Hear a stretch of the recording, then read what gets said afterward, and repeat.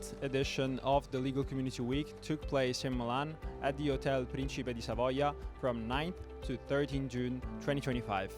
This global event, hosted by LC Publishing Group, the leading digital publisher, gathers the international legal community in one place. Beyond the conferences and roundtable, there were leisure events dedicated to networking, such as cocktail receptions and award nights and a live music contest, and also a running event across the streets of the Milan city center. Let's hear some of the voices from the protagonists at the events. What are the latest trends for the white-collar crime legal market in Switzerland as of today? As of today, we see a lot of prosecutions against company banks, most of all because of international corruption and money laundering.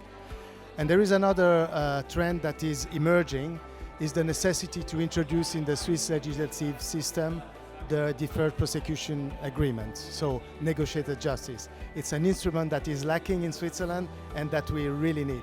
So what is one capital mistake that an in-house team shouldn't bump into? I think one capital mistake should be to say no and not to understand what the business is about. The first thing for an in-house counsel is really to understand what is the business that want to be developed, or what is the question that is being asked, and he has to wonder and to ask questions to the business to really understand what is at stake. And then the in-house counsel will translate the business issue into a legal issue, but should never do the reverse, try to state a theoretical legal question.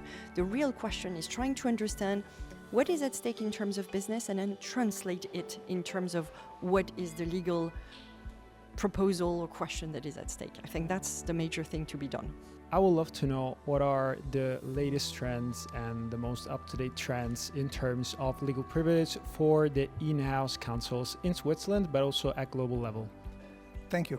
In Switzerland, there are recent trends. In 2025, there has been a law reform providing for a stronger confidentiality and legal privilege, if we want to say so, for in-house counsels in civil procedures only.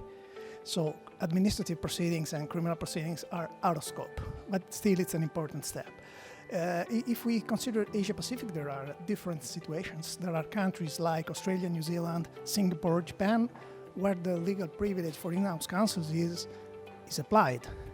Of course, there are strict rules and definitions for the privilege to be applicable, namely to be qualified lawyers and a legal advice which is focused, which dominant purpose is, either to protect the company in view of litigation or during litigation or in specific legal advice and other really stringent conditions. So it has to be narrowly defined. There are other countries like India, China, Indonesia, where legal privilege for in-house counsels is not recognized. There are countries in the middle like Thailand, Malaysia, where doctrine thinks it should apply, but there are no precedents. In these cases, I always advise to be proactive, to prepare good cases and be ready to defend the case. Maybe we are the first ones, not the company where I'm working, but in general, this is the mindset.